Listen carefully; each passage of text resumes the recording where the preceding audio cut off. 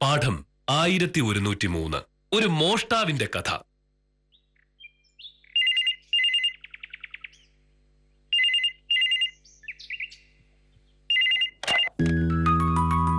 Hello, അതെ,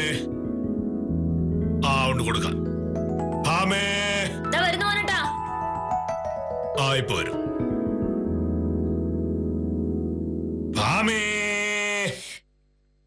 ആരാണ്? ചോദിച്ചില്ല. ഹലോ, ശാലിനി, നീ നല്ല കക്ഷിയാ. ഇന്നലെ വിളിക്കാന്ന് പറഞ്ഞിട്ട്. ഓ അതെയോ, ഇന്നലെ പോകുന്നവര് ഞാൻ നിന്നെ പ്രതീക്ഷിച്ചിരുന്നു. ഇന്നപ്പോ? അയ്യോ, അത് പറ്റില്ല. രാവിലെ എനിക്കൊരു കേസുണ്ട്. ഉച്ച കഴിഞ്ഞിട്ടാണ് നോക്കാം. അതിനിപ്പോ അങ്ങനെ ഒരുപാട് സമയമൊന്നും വേണ്ടല്ലോ. നമ്മൾ ചെല്ലുന്നു, 2-3 ചുരിദാർ വാങ്ങുന്നു, ഇങ്ങ് പോരുന്നു. ഒരു കാര്യം ചെയ്യ്, നീ ഉച്ചയാകുമ്പോ എന്നെ ഒന്ന് വിളിക്ക. ശരി. ഓ ശാലിനിയാ. പുതിയ ചുരിദാർ വാങ്ങാൻ ഇന്നലെ പോവാന്ന് പറഞ്ഞതാ. അവള് വന്നില്ല. ആർക്കാണ് ചുരിദാർ? നിനക്കോ ശാലിനിക്കോ? എനിക്ക്. ശാലിനിയുടെ ഒരു ബന്ധുവാണ് ഗായത്രി ടെക്സ്റ്റൈൽസിലെ സുഗുണൻ ചേട്ടനെ. അപ്പൊ അവളെയും കൊണ്ട് ചെല്ലുകയാണെങ്കിൽ എനിക്ക് ചെറിയ ഡിസ്കൗണ്ട് കിട്ടുമല്ലോ. നിനക്കിപ്പോ എന്തിനാണ് ചുരിദാർ? എന്തിനാണെന്ന് മോനോട്ട് അറിഞ്ഞൂടെ?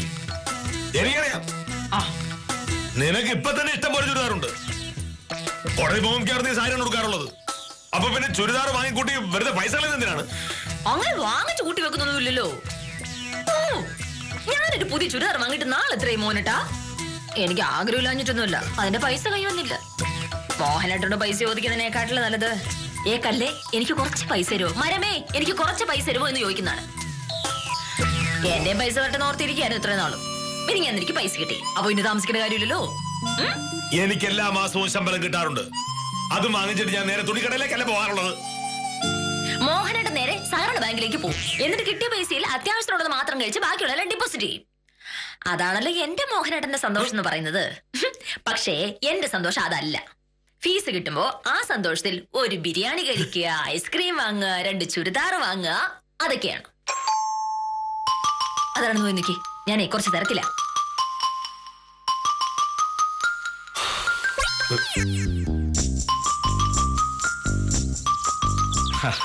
നമസ്കാരം സർ. നമസ്കാരം. ഞാൻ പീതാംബരൻ ചേട്ടൻ പറഞ്ഞിട്ട് വരിക.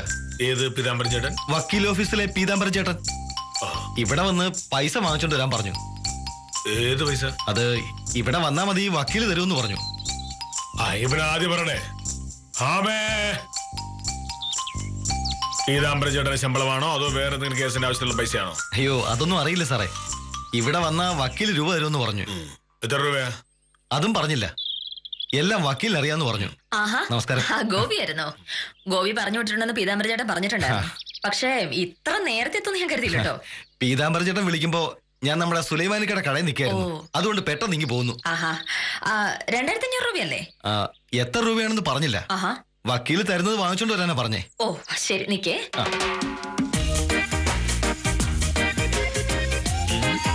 ഗോപി എന്നല്ലേ പേര്? അതെ സർ. ഗോപി എന്ത് ചെയ്യുന്നു? ഞാനൊരു ഇലക്ട്രീഷ്യനാ. പീതാംബരൻ ചേട്ടന് വീടിനടുത്താ താമസം. പുള്ളിക്കാരന് എന്തെങ്കിലും ആവശ്യം വരുമ്പോ എന്നെ വിളിക്കും. വേറെന്തൊക്കെയുണ്ട് വിശേഷങ്ങൾ? ഇവിടെ നിന്ന് ഇപ്പൊ ഏത് വഴിയാ കയറി വന്നത് ഇങ്ങോട്ട്? വഴി അതുവഴിയാണോ പോകുന്നത്? സാറിനെ അല്ലേ ഇറങ്ങി പോകും? ഞാൻ ബൈക്കിൽ വന്നു. അല്ല, സാറിനെ വിളിക്കുന്നു. ആര്? അത് വക്കീല് ആണോ? ഞാന് ശ്രദ്ധിച്ചില്ലായിരുന്നു. അല്ല, ഇതെന്താ ഇങ്ങനെ നോക്കുന്നേ? എന്താ? ഈ ബാഗിനുള്ളിൽ എന്റെ പേഴ്സ് ഉണ്ടായിരുന്നു. അതവിടെ? അറിയും. പിന്നെ ആർക്കാണ് അറിയാവുന്നത്?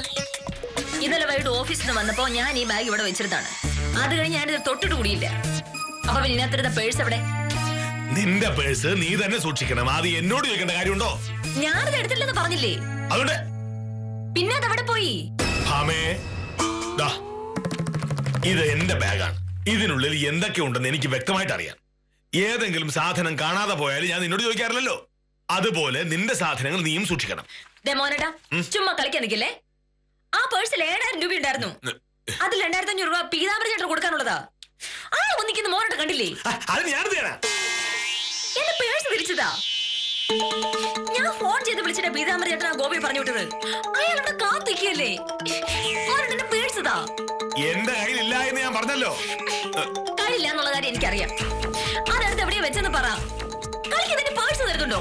എനിക്ക് മലയാളം പറഞ്ഞാൽ മനസ്സിലാവില്ലേ? ചുമ്മാ ആവശ്യമില്ല ഓരോ കാര്യം പറയരുത്. അഹങ്കാരി.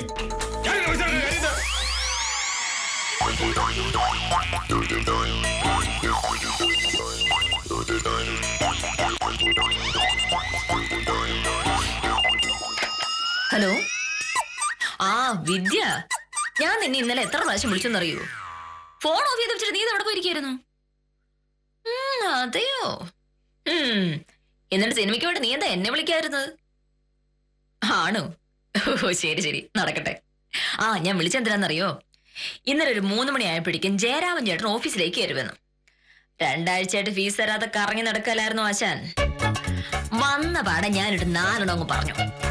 അപ്പൊ പുള്ളിക്കാരൻ പറയാണ്, എന്റെ പൊന്നു വക്കീലെ, വഴക്ക് വേണ്ട, തരാനുള്ള പൈസയായിട്ടാണ് ഞാൻ വന്നിരിക്കുന്നത് എന്ന്. ആ 7500 രൂപ തരാനുണ്ടായിരുന്നാല് 7000 രൂപ തന്നു. ബാക്കി പിന്നെ തരാന്ന്. അതിന് കിട്ടാൻ പോകുന്നില്ല എന്നുള്ള കാര്യം എനിക്കറിയാം. അത് പോട്ടെ, 7000 കിട്ടിയാലോ അത് ഭാഗ്യം. എന്തായാലും ഇനി മേലിൽ അങ്ങേരുടെ ഒരു കേസ് നമുക്ക് വാദിക്കണ്ട. അല്ലെങ്കിൽ പൈസ അഡ്വാൻസ് ആയിട്ട് തരട്ടെ. ആ നീ പോരും? അതെയോ, ശരി, എന്നാ അപ്പൊ കാണാം. ഓക്കെ. എന്താ ഇത്? 7000 ഉണ്ട്. ആ 7000 കിട്ടും കാര്യം എന്നോട് പറയാറുണ്ട്. എന്താ ഒരു വക്കീലാകുമ്പോ ഇങ്ങനെ ഇടയ്ക്കിടയ്ക്ക് പൈസയൊക്കെ കിട്ടും. അതൊക്കെ എപ്പോഴും എനിക്ക് പറയാൻ പറ്റുമോ? ഈ പൈസ മോനോട് തരുന്നുള്ള ആ പ്രതീക്ഷ വേണ്ട. ഇത് എന്റെ ഇരിക്കട്ടെ. എന്റെ കൈ തന്നെ ഞാൻ പൈസ സൂക്ഷിക്കും, അതല്ലേ നല്ലത്. അങ്ങനെ ഞാൻ ഒരുപാട് പൈസ തന്നിട്ടുണ്ട്. പക്ഷെ മോഹനേട്ടന്റെ പൈസ കിട്ടിയിട്ടുണ്ടെങ്കിൽ അത് കരിങ്കില് വെള്ളം കുടിക്കുന്ന പോലെ. അങ്ങോട്ടേ ഉള്ളൂ, തിരിച്ച് ഇങ്ങോട്ടില്ല.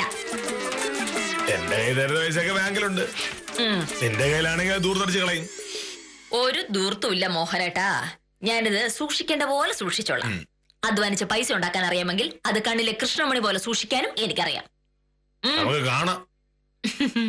ഇതൊക്കെ നീ എവിടെയെങ്കിലും കളഞ്ഞ കഴിയുമ്പോ പഠിക്കും.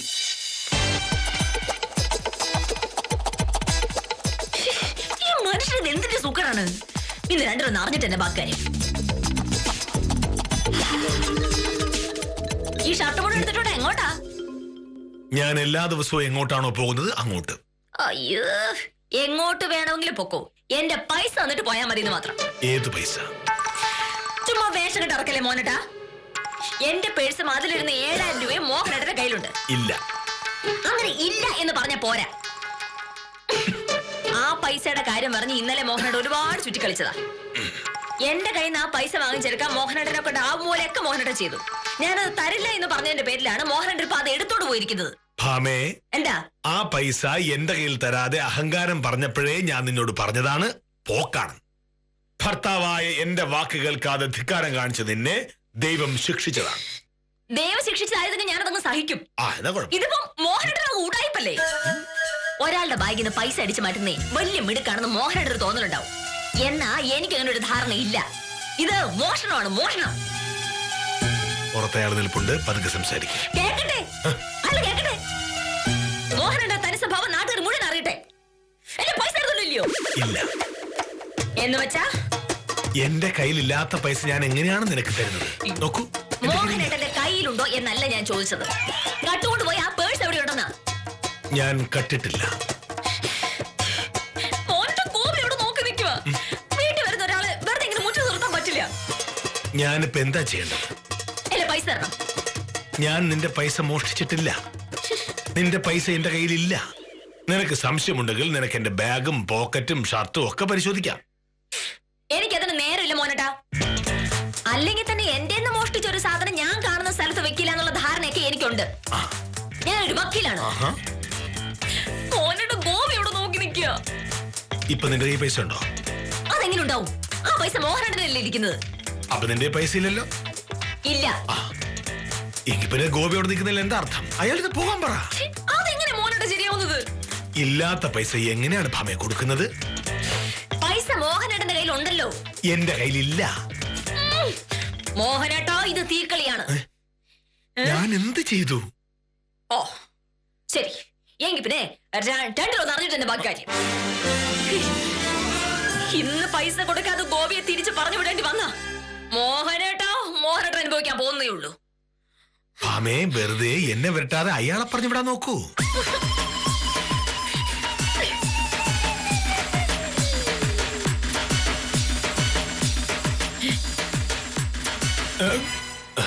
ഗോപിയോട് പോയി. ഗോപിയൊക്കെ പോയി, ബൈക്ക് കാണുന്നില്ലല്ലോ. നമ്മൾ സംസാരിച്ചത് മുഴുവൻ ഗോപി കേട്ടിട്ടുണ്ടോ? ആ, അങ്ങനെയാണെങ്കിൽ നന്നായിരിക്കും. നാട്ടുകാർ മുഴുവൻ ദൈവത്തെ പോലെ ബഹുമാനിക്കുന്ന മോഹനകൃഷ്ണ സാറ് ഒരു പെരുങ്കള്ളനാണെന്ന് ഗോപി നാട്ടുകാർ മുഴുവൻ പറയും. നോക്കൂ, സ്വന്തം ഭാര്യയുടെ കാശ് അടിച്ചു മാറ്റുന്ന ഒരു തരികിടയാണ് മോഹനേട്ടൻ. ഈ നാട്ടുകാർ മുഴുവൻ അറിയുന്നോടെ മോഹനേട്ടൻ മസിലോട് അങ്ങ് തീർന്നോളൂ. രാവിലെ ആഫീസിലേക്ക് പോകുന്ന വഴിക്ക് നാട്ടുകാർ പറയും, ദാ കള്ള മനുഷ്യനാ പോകുന്നത്, ഭാര്യയുടെ കാശ് മോഷ്ടിക്കാൻ അയാളുടെ പണിയെന്ന്. അങ്ങനെ ആരെങ്കിലും പറഞ്ഞാ ഭാമേ നിന്റെ ബോഡി പോലും കാണില്ല. ആ ഗോപി പോലും അറിയും. അത് കൊള്ളാലോ. മോനേട്ടാ, പൈസ തരുന്നുണ്ടോ ഇല്ലയോ? എന്റെ കയ്യിലില്ല. സത്യം ചെയ്. സത്യോ? എന്താ മോഹനേട്ടാ അത് എടുത്തിട്ടില്ലെങ്കിൽ പിന്നെ സത്യം ചെയ്യാലോ. നിന്റെ പേഴ്സ് നീ സൂക്ഷിച്ചില്ലെങ്കിൽ ഞാൻ എന്തിനാ സത്യം ചെയ്യുന്നേ? വെറുതെ എന്നെ ശല്യപ്പെടുത്താ. പോ നോക്ക്, മണി 9 കഴിഞ്ഞു, എനിക്ക് ആഫീസിൽ പോണം. എന്റെ പേഴ്സ് തരാതെ മോഹനേട്ടൻ ആഫീസിൽ പോകും. മോഹനേട്ടാ, കളിക്കുന്നതിനൊക്കെ ഒരു പരിധിയുണ്ട്. ഗോപി നാട്ടുകാരോട് സകല കാര്യം പറയും. അത് കഴിഞ്ഞ് ആരെങ്കിലും എന്നോട് അതിനെപ്പറ്റി ചോദിച്ചിട്ടുണ്ടെങ്കിൽ അമ്മയാണ് ഞാൻ പറയും മോഹനേട്ടന്റെ പൈസ കട്ടെടുത്തു. ആ, ഇത് ആദ്യമായിട്ടല്ല, മോഹനേട്ടൻ സ്ഥിര ഏർപ്പാടാ. അതുകൊണ്ട് നാട്ടുകാർ മുഴുവൻ സൂക്ഷിച്ചോ എന്ന് ഞാൻ പറയും. നോക്കൂ. ആഹാ, അങ്ങനെയൊന്നും പറയുന്നില്ല.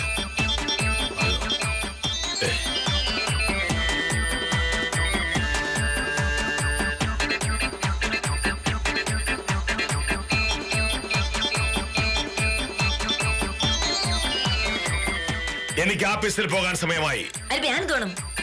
ഭക്ഷണം കഴിഞ്ഞിട്ടാണ് ഞാൻ സാധാരണ ഓഫീസിലേക്ക് പോകാറുള്ളത്. ഉണ്ടാക്കി എല്ലാം വെച്ചിട്ടുണ്ട്. എടുത്ത് കഴിച്ചിട്ട് പോവുകയോ പോവാതിരിക്കുകയോ എന്ത് വേണോ ചെയ്തു. ഭാര്യ ജോലി ചെയ്ത് സമ്പാദിക്കുന്ന പൈസ മോഷ്ടിക്കുന്ന ഇവിടെ തന്നെയായോ മോനട്ടാ? ഞാൻ മോഷ്ടിച്ചിട്ടില്ല. പിന്നെ പേഴ്സോടെ പോയി പറ. എനിക്കറിയില്ല. മോനട്ടാ, ആരെടുത്ത മോഹനയുടെ വേഷങ്ങൾ ഇറക്കുന്നത്? ഈ വീട്ടിൽ പുറത്തുനിന്ന് ഒരാളിവിടെ വരാനില്ല. ഇന്നലെ വൈകിട്ട് ഞാനിവിടെ കൊണ്ടുവന്ന് വെച്ച ബാഗിലുണ്ടായിരുന്ന ഒരു പേഴ്സ് ഇന്ന് രാവിലെ കാണാതെ പോയിട്ടുണ്ടെങ്കിൽ അതിനൊരൊറ്റ അർത്ഥമേ ഉള്ളൂ. ഈ വീട്ടിലുണ്ടായിരുന്ന നമ്മൾ രണ്ടുപേരിൽ ഒരാൾ അതെടുത്തു വന്ന്. ഞാനല്ല, മോഹനേട്ടനാണ് എടുത്തത്. മോഹനേട്ടൻ സ്ഥിരമായിട്ട് പറയുന്ന ഒരു സിദ്ധാന്തം ഉണ്ടല്ലോ, ന്യൂട്ടന്റെ 1ാമത്തെ നിയമം അനുസരിച്ച് ഒരു വസ്തു ഒരിടത്തിരുന്നാൽ അത് അവിടെ തന്നെ ഇരിക്കുമെന്ന്. അങ്ങനെയാണെങ്കിൽ ഞാൻ ബാഗിൽ വെച്ച ആ പേഴ്സ് അവിടെ തന്നെ ഉണ്ടാവണമായിരുന്നു. ഇനി എനിക്ക് കഴിക്കാനുള്ള ഭക്ഷണത്തിന്റെ കാര്യം പറയുമ്പോൾ നീ എന്തിനാണ് ഐസക് ന്യൂട്ടന്റെ കാര്യമൊക്കെ പറയുന്നത്? ഞാൻ ഭക്ഷണം എടുത്ത് തരണമെങ്കിലേ എന്റെ പേഴ്സ് എനിക്ക് താ. ആ, ഇപ്പൊ കഴിക്കാനുള്ള ഭക്ഷണം ഒന്നല്ല, ഉച്ചോണ്ട കാര്യം അങ്ങനെ തന്നെയാണ്. ചോറ്റുപാത്രം ഇരിക്കുന്നുണ്ട്, ചോറും കറി ഇതാ ഉണ്ടാക്കി വെച്ചിട്ടുണ്ട്. പിന്നെ ഒരു കാര്യം, ഇതൊക്കെ ഇന്ന് ഞാൻ ഉണ്ടാക്കി വെച്ചോണ്ട് ഇവിടെ കാണും. എന്റെ പേഴ്സും പൈസയും തിരിച്ചു തന്നില്ലെങ്കിൽ നാളെ മുതൽ ഇവിടെ ഒന്നും കഴിക്കാൻ കരുതണ്ട.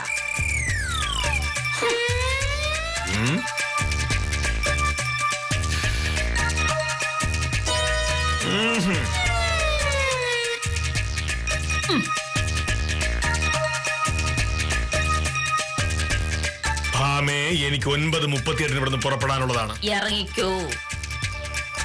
ഭക്ഷണം കഴിക്കാതെ എങ്ങനെ പോകും? ഭക്ഷണം ഞാൻ അടുക്കളയിൽ ഉണ്ടാക്കി വെച്ചിട്ടുണ്ടല്ലോ. അങ്ങനെയല്ലല്ലോ, എല്ലാ ദിവസവും നീ എല്ലാം എടുത്തു തരാറുള്ളത്.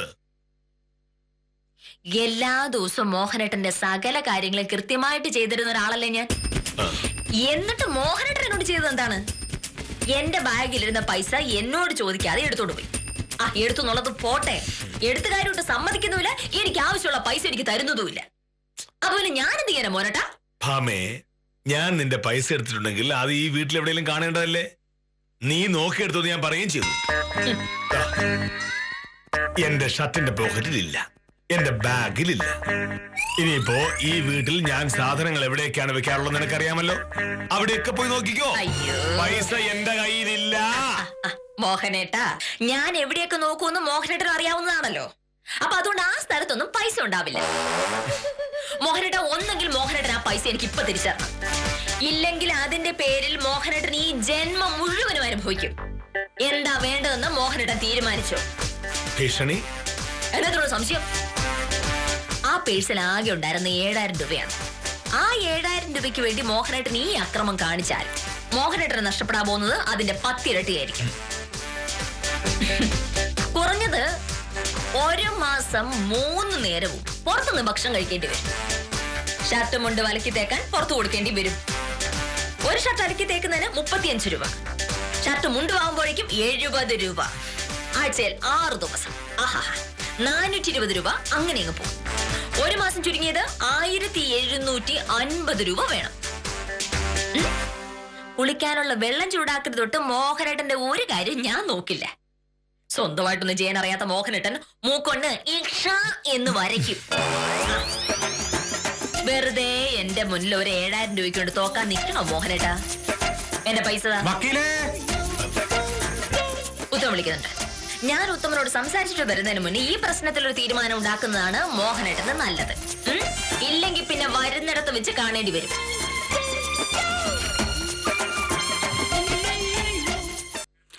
നമസ്കാരം ഡോക്കിയിലെ. എന്തൊക്കെയുണ്ട് വിശേഷങ്ങൾ? വിശേഷങ്ങൾ ഒരുപാടുണ്ട്, പക്ഷെ അത് ഇപ്പൊ പറയാൻ ശരിയാവില്ല. വില്ലേജ് ഓഫീസർക്ക് ഞാൻ കുറച്ച് സമയം കൊടുത്തിട്ടുണ്ട്. അതിനുള്ളിൽ പ്രശ്നങ്ങൾക്ക് ഒരു പരിഹാരമായില്ലെങ്കിൽ വിശേഷങ്ങൾ ഉത്തമൻ മാത്രമല്ല നാട്ടുകാർ മുഴുവൻ അറിഞ്ഞോളൂ. ഉത്തമ വന്ന കാര്യം പറ. അല്ല, ഞാൻ ഇതിലേ പോയപ്പോ വെറുതെ ഒന്ന് കയറി. ഞാൻ ഇന്നലെ വക്കീൽ ഇറങ്ങി കഴിഞ്ഞ് വിദ്യാലക്ഷ്മി വക്കീലിനെ പോയി കണ്ടിരുന്നു.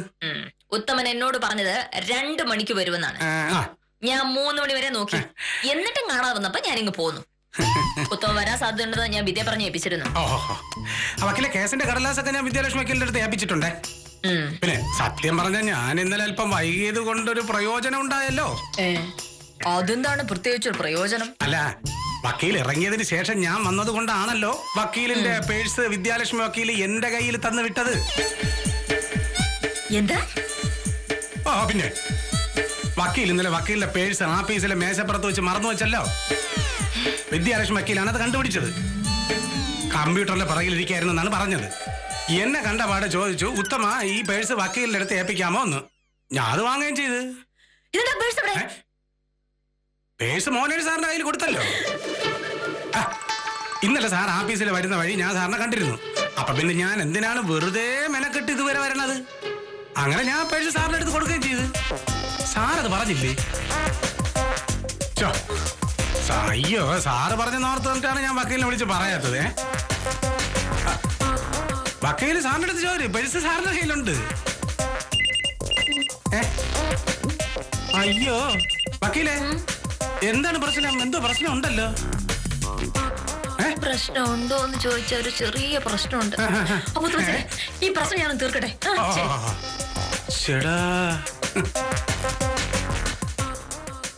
ശരി, കൃത്യം 11 മണിയാവുമ്പോ ഓഫീസിലേക്ക് വന്നാ മതി. എന്താ വേണ്ടത് ഞാൻ പറഞ്ഞുതരാം. ആയിക്കോട്ടെ.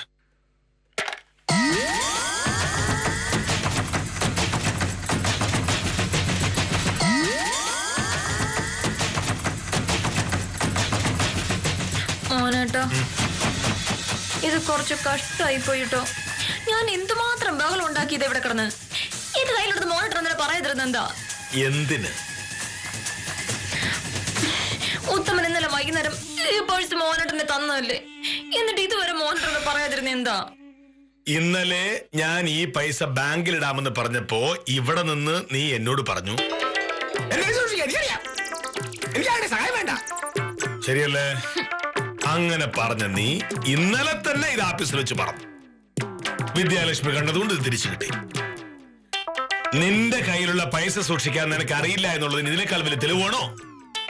നീയായിട്ട് ഈ പേഴ്സ് അവിടെ മറഞ്ഞു വെച്ചു എന്നുള്ളത് മാത്രമല്ല നിന്റെ തെറ്റ്. നിരപരാധിയായി എന്നെ ചീത്ത വിളിക്കുകയും ചെയ്തു.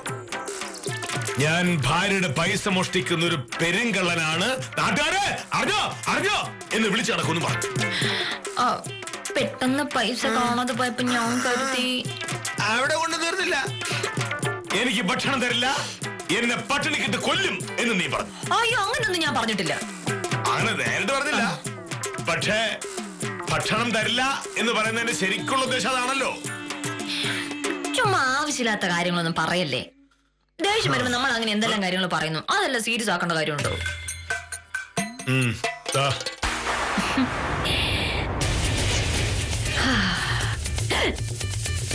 ഇത് 4,500 7,000 രൂപ ഉണ്ടായിരുന്നു. 2500 രൂപ ഗോപിക്ക് കൊടുത്തു. ഏ?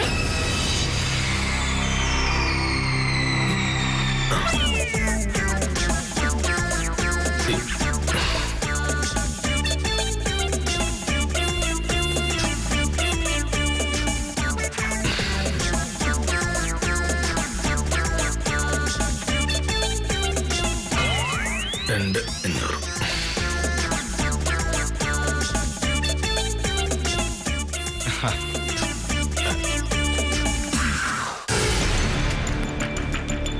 ഗോപി കാത്തുനിന്ന് എടുത്തോ. ഏയ് ഇല്ല സാർ. ഭാമ അടുക്കളയിൽ കുറച്ച് തിരക്കിലാണ്. ഇത് ഗോപിക്ക് തരാൻ പറഞ്ഞു. 2500 രൂപയുണ്ട്. പൊയ്ക്കോ. സാറ് വില്ലേജ് ആ ഓഫീസറാണല്ലേ? കാര്യത്തിന് ഇപ്പൊ ഇവിടെ പ്രസക്തിയില്ല. അല്ല, ഗോപി അത് പെട്ടെന്ന് സ്ഥലം ഇവിടെ നോക്ക്. എനിക്ക് കുറച്ച് തിരക്കുണ്ട്. ശരി. പൊയ്ക്കോ, പൊയ്ക്കോ.